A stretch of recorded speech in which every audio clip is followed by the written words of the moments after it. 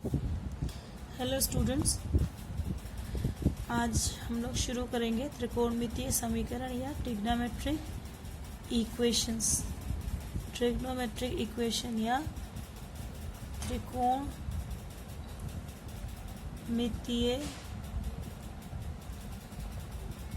समीकरण आपने पहले भी पढ़ा है ना। जैसे अगर हम लिखें ax plus B Y plus C equal to 0, ये एक रेखा का समीकरण है ना, लीनियर इक्वेशन है। अगर X square plus Y square is equal to A square लिखें, ये सर्किल का इक्वेशन है, समीकरण है। तो इस तरह से जब हम इक्वालिटी के साइन के साथ बायां पक्ष और दाहिना पक्ष, लेफ्ट हैंड साइड और राइट हैंड साइड लिखते हैं, तो इस तरह से जो मैथमेटिकल स्टेटमेंट होता है उसे हम समीकरण कहते हैं। ठीक है, जो मैथमेटिकल जो गणितीय कथन होता है जिसमें इक्वालिटी के साइन के साथ दो पक्ष LHS लेफ्ट हैंड साइड और RHS राइट हैंड साइड को हम रिप्रेजेंट करते हैं, उसे हम समीकरण कहते हैं। अब अगर किसी समीकरण में एक या एक से अधिक त्रिकोणमितीय फलनों का यूज हो तो हम उसे त्रिकोणमितीय समीकरण कहते हैं। ठीक है, यदि किसी समीकरण में एक या एक से अधिक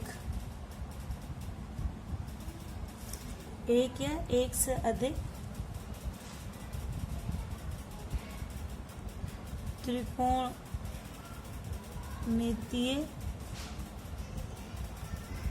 फलनों का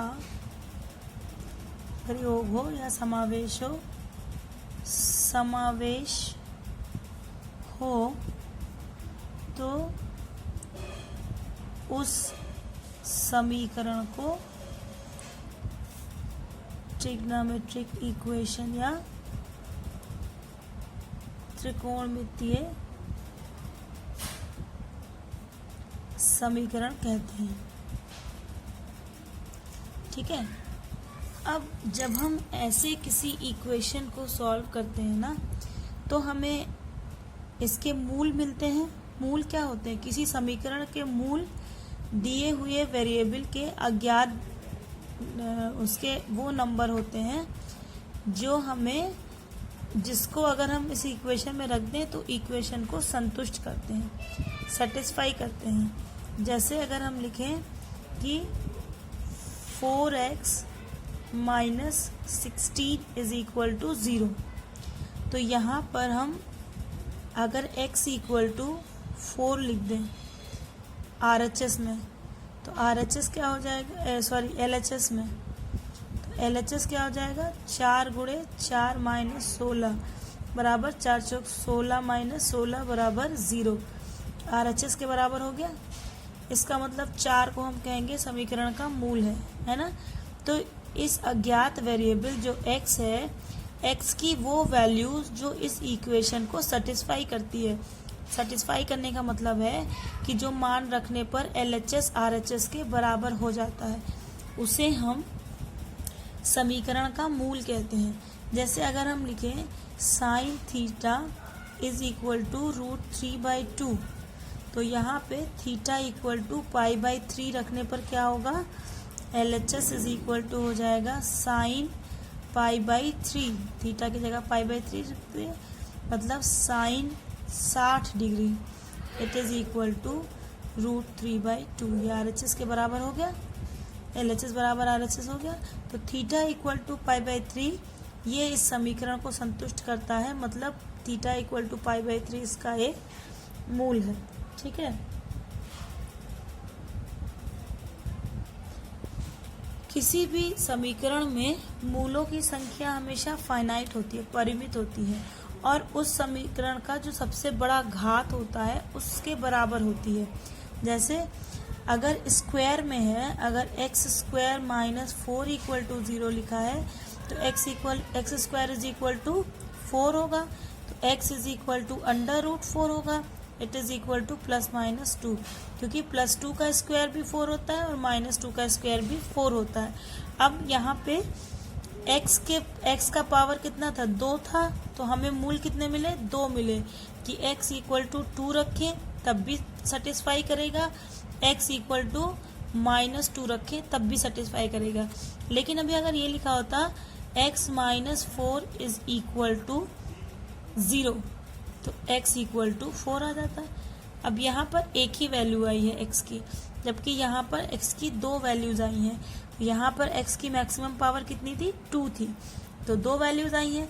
यहाँ पे मैक्सिमम पावर 1 है, तो यहाँ पे x की 1 वैल्यू आई है। ठीक है, तो मूलों की संख्या किसी बीजगणितीय समीकरण में क्या होता है कि मूलों की संख्या फाइनाइट होती है, और कितने मूल होते हैं, वेरिएबल का जितना सबसे बड़ा घात होता है। ठीक है, जो घात होता है समीकरण का उस घात के बराबर होता है। लेकिन त्रिकोणमितीय समीकरणों में क्या होता है, बस इतना ही डिफरेंस है बीजगणितीय समीकरण और त्रिकोणमितीय समीकरण में। ये एक बेसिक डिफरेंस है कि बीजगणितीय समीकरण में हमेशा फाइनाइट नंबर ऑफ आंसर्स मिलते हैं। ठीक है, और वो कितने होते हैं, जितना कि समीकरण का घात होता है। एक्स स्क्वायर था तो 2 मिला, x की पावर 1 है तो 1 मिला। लेकिन त्रिकोणमितीय इक्वेशन जब होता है तो वहाँ पे ट्रिग्नोमेट्रिक इक्वेशंस में इनफाइनाइट रूट्स मिलते हैं, इनफाइनाइट रूट्स मिलते हैं। ठीक है, अनंत हो जाती है मूलों की संख्या। क्यों होती है अनंत, क्योंकि ट्रिग्नोमेट्रिक फंक्शंस जो हैं, ट्रिग्नोमेट्रिक रेशियोज या ट्रिग्नोमेट्रिक फंक्शंस जो हैं वो पीरियोडिक फंक्शंस होते हैं। कैसे फंक्शंस होते हैं, पीरियोडिक, या इसको हिंदी में कहते हैं आवर्ती फलन।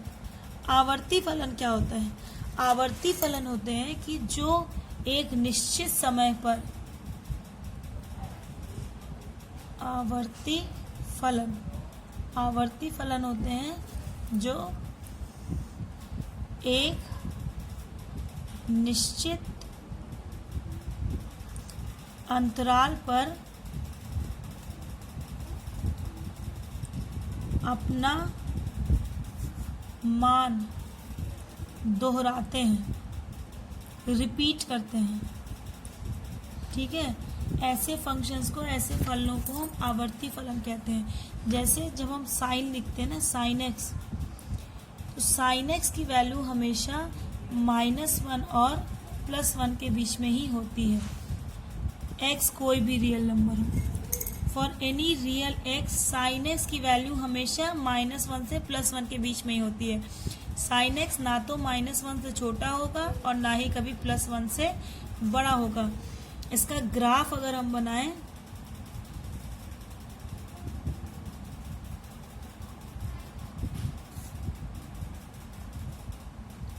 ये 0 है, इस पे डिग्री ले रहे हैं, थीटा ले रहे हैं इस पे, और इस पे एक्स की, इस पे एंगल की वैल्यू, मतलब इस पे साइन थीटा की वैल्यू। ठीक है, सपोज करो यहाँ पे ये +1 है वाई एक्सिस पर और यहाँ पे ये -1 है। ठीक है, 0 के बाद हमने लिया π/2, π/2 का डिफरेंस ले रहे हैं। ठीक है, π/2 + π/2 पाई हो जाएगा, पाई + π/2 3π/2 हो जाएगा, 3π/2 + π/2 और करेंगे तो 2π हो जाएगा, एंड सो ऑन। इस तरह से तुम वैल्यू ले सकते हो। इधर लेंगे तो -π/2 -π -3π/2 -2π एंड सो ऑन। साइन 0 की वैल्यू कितनी होती है, साइन 0 की वैल्यू 0। अब यहाँ से धीरे धीरे बढ़ता है ना, साइन 30 1/2, फिर साइन 45 1/√2, फिर साइन 60 √3/2, और साइन 90 पे जब पहुँचते हैं हम तो ये आ जाता है 1 पर। ठीक है, फिर साइन 90 कितना होता है, साइन 180 डिग्री, मतलब साइन 90 + 90 है ना। साइन 90 प्लस थीटा कितना होता है, कॉस थीटा, मतलब कॉस 90, और कॉस 90 की वैल्यू कितनी होती है, 0। साइन 0 से 1 होता है और कॉस 1 से 0 हो जाता है, यानी पाई की वैल्यू फिर हो गई 0। फिर यहाँ से ये नीचे घटता घटता आता है और 3π/2 पर फिर से ये -1 हो जाता है, और -1 से फिर बढ़ते हुए 2π पर आकर ये 0 हो जाता है। ठीक है, तो ये जब हम इसकी फ्री हैंड ग्राफ बनाते हैं ना, तो ये ग्राफ इस तरह से मिलता है।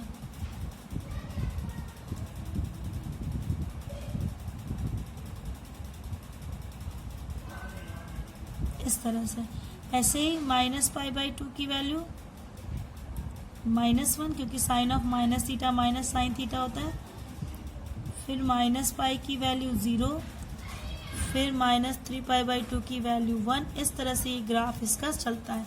अब देखो यहाँ पे 0 था, फिर यहाँ पे 0 हो गया, यहाँ पे 1 था, यहाँ -1 था, ऐसे ही बढ़ेगा तो ये अगले पड़ाव पे फिर +1 हो जाएगा, फिर 0 होगा, फिर -1 होगा। तो ये वैल्यूज ना हमेशा ऐसे ही रिपीट होंगी। यहाँ से लेकर और यहाँ तक एक कर्व है ना, फिर यहाँ से देखो उसी तरह का दूसरा कर्व शुरू हो गया, फिर उसी तरह का यहाँ से फिर दूसरा कर्व शुरू हो जाएगा। इधर भी देखो तो यहाँ से इस तरह से एक कर्व जो बन रहा है, इसी तरह से ये रिपीट होता रहेगा, इसी तरह से ये रिपीट होता रहेगा। तो ये एक मीन पोजीशन है, मीन पोजीशन के इधर इधर बार बार वो +1 से -1 के बीच में ही इसकी वैल्यू रहती है। तो इस तरह के जब फंक्शंस होते हैं तो उनको हम पीरियोडिक फंक्शन या आवर्ती फलन कहते हैं, जो एक निश्चित समय के बाद अपनी वैल्यू को रिपीट करते रहते हैं। ठीक है, 0 से 2π के बीच जो ग्राफ मिलेगा, फिर वो 2π से लेकर और अगले साइकिल तक 2π में π/2 जोड़ेंगे तो यहाँ की वैल्यू मिलेगी, और फिर उसमें जोड़ेंगे तो यहाँ की वैल्यू मिलेगी, फिर से वही वैल्यू एकदम रिपीट करेगी। तो ऐसे फंक्शंस को हम पीरियोडिक फंक्शंस कहते हैं। और चूंकि अनंत तक आप ले जाते जाइए, अनंत तक ऐसे ही उसका ग्राफ बढ़ता चला जाएगा और आपको x की डिफरेंट वैल्यूज मिलती चली जाएंगी। इसीलिए हम कहते हैं कि त्रिकोणमितीय फलनों के अनंत मूल मिलते हैं, त्रिकोणमितीय समीकरणों के, क्योंकि वो आवर्ती फलन होते हैं। तो अब अगर आपसे कोई पूछे कि बीजगणितीय समीकरण और त्रिकोणमितीय समीकरण में क्या अंतर है, तो बीजगणितीय समीकरण के मूल परिमित होते हैं या फाइनाइट होते हैं। जितना समीकरण का घात होता है उतने ही मूल प्राप्त होते हैं, और त्रिकोणमितीय समीकरण के अनंत मूल मिलते हैं। क्यों अनंत मूल मिलते हैं? क्योंकि यह एक आवर्ती फलन होता है। और आवर्ती फलन क्या होता है? आवर्ती फलन होता है कि ऐसा फंक्शन, ऐसा फलन जो एक निश्चित समय के अंतराल पर, निश्चित इंटरवल पर अपने मान को दोहराता रहता है। ठीक है, तो इसको हम कहते हैं आवर्ती फलन। अब अगर हम इसको प्रैक्टिकली समझें तो देखो, ये हमारा ग्राफ बना, ये हमारा कोऑर्डिनेट है, इस तरह से जब घूमा एक बार 2π हो गया, फिर जब घूमा तो उसी तरह कंसेंट्रिक सर्किल में ही घूम रहा है ना, एंगल और बड़ा हो गया, और घूमा तो एंगल और बड़ा हो गया, इस तरह से बढ़ता जा रहा है, लेकिन उन्हीं एक्सिस में ही बार बार घूम रहा है ना, रिपीट कर रहा है ना वैल्यूज को। तो जब कोई, इसीलिए त्रिकोणमितीय फंक्शंस समीकरण के, ट्रिग्नोमेट्रिक इक्वेशंस के हम दो तरह के हल निकालते हैं। एक मुख्य हल या इंग्लिश में कहते हैं प्रिंसिपल सॉल्यूशन। ठीक है, प्रिंसिपल सॉल्यूशन क्या होता है? जब हल या जो कोण का मान हम निकाल रहे, थीटा की वैल्यू निकाल रहे हैं, वो 0 से 2π के बीच ही केवल होता है, तो इसे हम कहते हैं प्रिंसिपल वैल्यू। ठीक है, किसी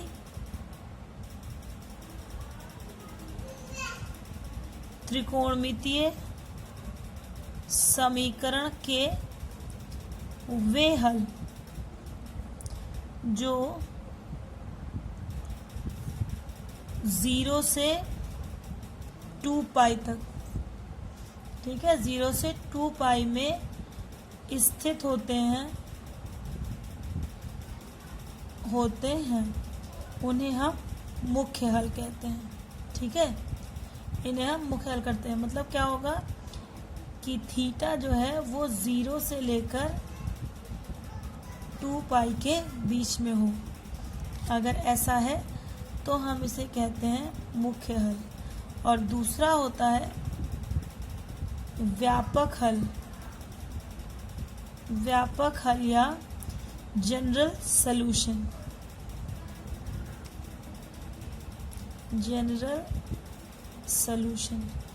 अब जो बीजगणितीय समीकरण होते हैं उनमें ऐसा निकालने की ज़रूरत नहीं होती है, उसमें केवल एक ही हल निकाल दिया, एक बार x की वैल्यू आ गई, काम खत्म। यहाँ पे दो क्यों निकालते हैं? प्रिंसिपल सॉल्यूशन या मुख्य हल जो है वो पहले चक्कर का केवल जब 0 से एंगल 2 पाई के बीच में हो तो सारी वैल्यूज इसमें आ जाती हैं। ठीक है, वहाँ तक जब रहता है किसी पर्टिकुलर पॉइंट पर तो हम उसमें मुख्य मान निकालते हैं। लेकिन अगर वो पार्टिकल चक्कर लगाता ही चला जा रहा है तो आप बार बार आपकी वैल्यू चेंज होगी। तो उस कंडीशन में हम एक जनरल सॉल्यूशन लिखते हैं, व्यापक हल लिखते हैं कि जिसमें हम चक्करों की संख्या पर, जो हमारा हल है वो चक्करों की संख्या पर डिपेंड करे। ठीक है, जैसे साइन 30 की वैल्यू निकाली तो 1/2 हुआ, साइन 60 की वैल्यू निकाली तो √3/2 हुआ। लेकिन वो घूमता जा रहा है तो जब बार बार घूमेगा तो हम एक ऐसा सलूशन निकालने की कोशिश करते हैं जो कि कोण पे ना डिपेंड करके सीधे सीधे चक्करों की संख्या पे डिपेंड करे। ठीक है, तो चक्करों की संख्या पे डिपेंड करेगा तो उस इक्वेशन में कौन सा चक्कर है हम लिख देंगे कि पहला चक्कर है कि दूसरा चक्कर है कि तीसरा चक्कर है, और हमको एंगल की वैल्यू मिल जाएगी। सबसे पहले हम व्यापक हल निकालेंगे कि अगर साइन थीटा, सबसे पहले साइन थीटा का व्यापक हल निकालेंगे कि अगर sine theta is equal to sine alpha, कोई इक्वेशन दिया है तो इसका व्यापक हल क्या होगा। ठीक है, इसका हम निकालेंगे व्यापक हल। व्यापक हल इसका क्या होगा, साइन थीटा। व्यापक हल में सबसे पहले हम निकालेंगे व्यापक हल कि अगर फर्स्ट है, अगर sine theta is equal to sine alpha दिया हो, थीटा के लिए हम इसे हल कर रहे हैं। ठीक है, थीटा का व्यापक मान हम निकालने की कोशिश कर रहे हैं अगर theta equal to sine alpha दिया हो। हाँ, ऐसे लिखा है sine theta is equal to sine π/4। ठीक है, तो अल्फा ये π/4 है। तो वैसे अगर हम इसका मुख्य मान निकालेंगे तो सीधे सीधे थीटा इक्वल टू π/4 हो जाएगा, है ना, क्योंकि थीटा इक्वल टू थीटा की जगह पे यहाँ पे π/4 रखेंगे तभी दोनों की वैल्यू सेटिस्फाई करेगी। लेकिन अगर इसी का हम व्यापक हल निकालें तो क्या होगा, तो sine theta equal to sine alpha दिया है, यानी sine theta minus sine alpha is equal to 0। यहाँ पे सी माइनस साइन डी का फॉर्मूला लगाएंगे, 2 cos c प्लस d/2 यानी थीटा प्लस अल्फा/2 into sine c minus d/2 यानी थीटा माइनस अल्फा/2 इज इक्वल टू 0। अब चूंकि 2 तो 0 के बराबर हो नहीं सकता और इनका मल्टीप्लिकेशन 0 दिया है, इसका मतलब क्या हुआ, ये तो ये नंबर 0 है या तो ये नंबर 0 है, तभी तो मल्टीप्लिकेशन 0 हुआ, या फिर दोनों ही 0 हैं। तो इट इम्प्लाइज कि cos थीटा प्लस अल्फा/2 इक्वल टू 0 और साइन थीटा माइनस अल्फा/2 इक्वल टू 0। ठीक है, तो अगर cos theta plus alpha equal to 0 तो हम जानते हैं कि अगर cos थीटा बराबर 0 दिया है तो थीटा का व्यापक मान 2n+1 π/2 होता है ना। जहाँ पे n कोई नेचुरल नंबर है तो 2n+1 ऑड नंबर होगा, विषम संख्या होगी। तो विषम संख्या, क्योंकि 2n, अगर n कोई नेचुरल नंबर है तो 2n मतलब 2 का मल्टीपल हमेशा इवन नंबर होगा, सम संख्या होगी, और सम संख्या में 1 जोड़ देने पर हमेशा विषम संख्या मिलेगी। तो पाई बाई 2 का विषम मल्टीपल हमेशा 0 होता है। तो इसका मतलब हो गया कि theta plus alpha by 2 equal to 2n+1 pi by 2, या और अगर sine theta minus alpha by 2 equal to 0 है तो theta minus alpha by 2 is equal to k, इसको अभी हम के लिखते हैं, ठीक है, के पाई के बराबर हो जाएगा, वेयर के क्या है, के इज एन इंटीजर। क्यों? क्योंकि चक्करों की संख्या है के, तो के अगर चक्करों की संख्या है तो वो हमेशा एक इंटीजर होगा, फ्रैक्शन नहीं हो सकता। तो यहाँ से निकालें अगर हम तो 2 से 2 कैंसिल हो गया, यानी theta plus alpha is equal to 2k+1 pi, या यहाँ से निकालें तो theta minus alpha equal to 2k pi होगा।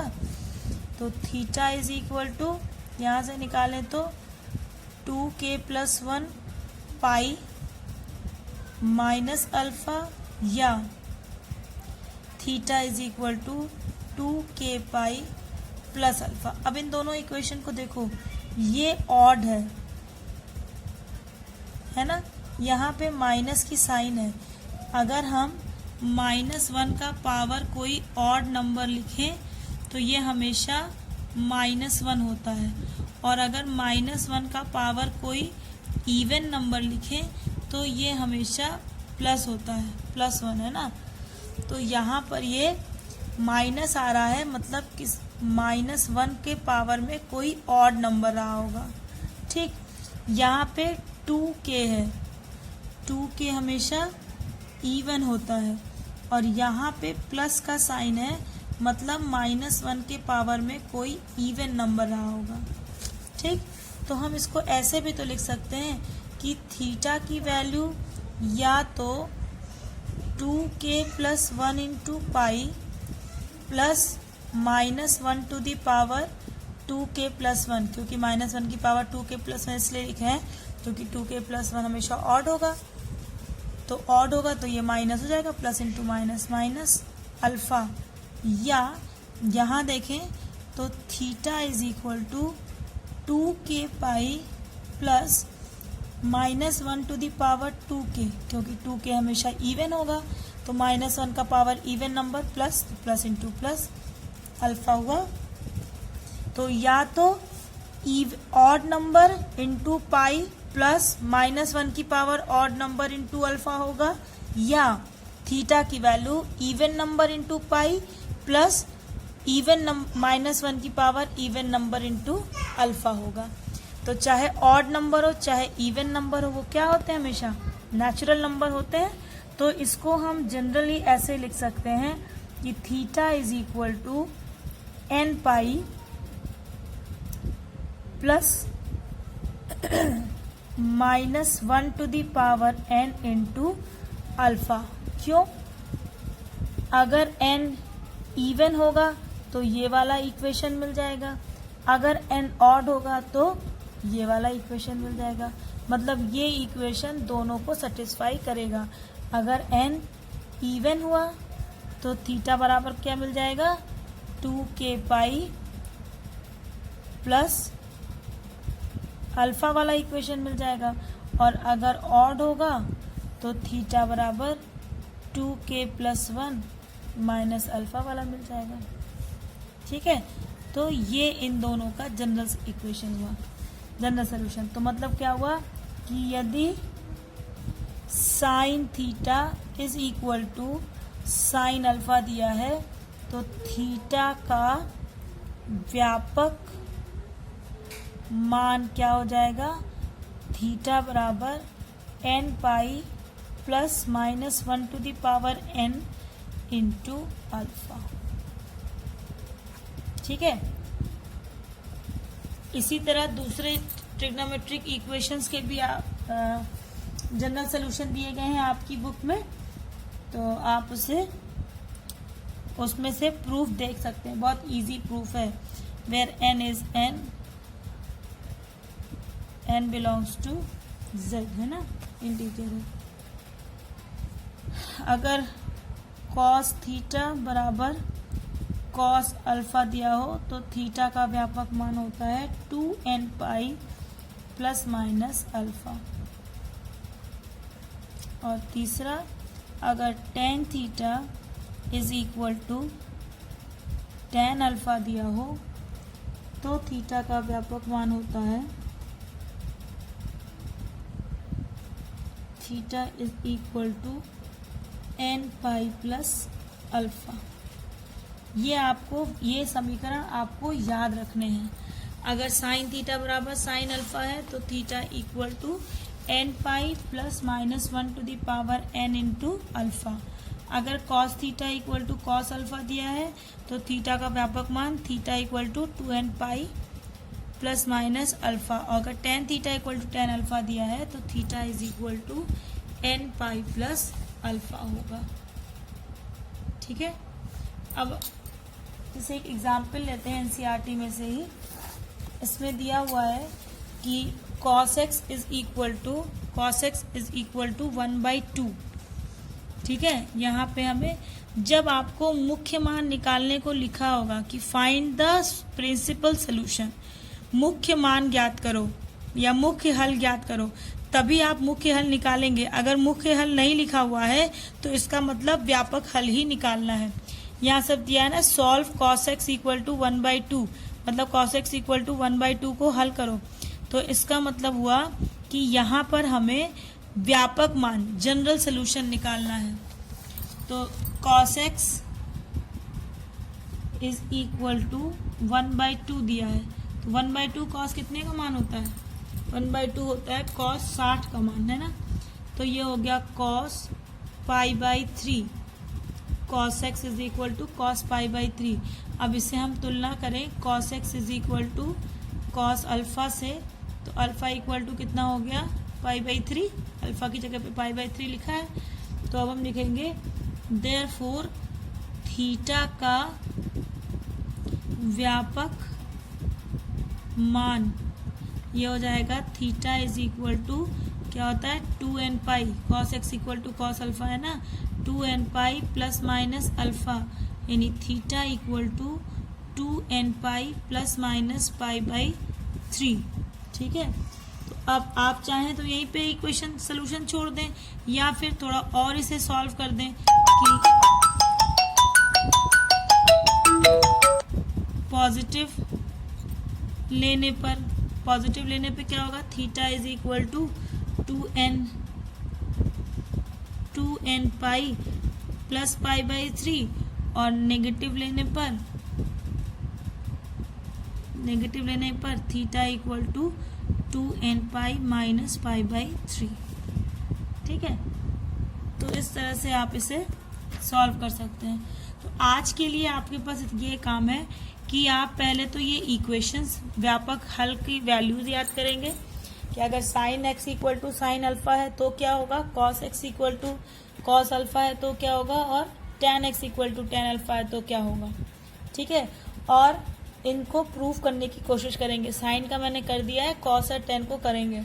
दूसरी चीज़ कि जितने भी एग्जाम्पल्स दिए हुए हैं एनसीईआरटी में, उन एग्जाम्पल्स को करने की कोशिश करेंगे। अगली बार अगर कोई एग्जाम्पल टिपिकल हुआ तो हम उसे भी डिस्कस करेंगे और एक्सरसाइजेस करेंगे।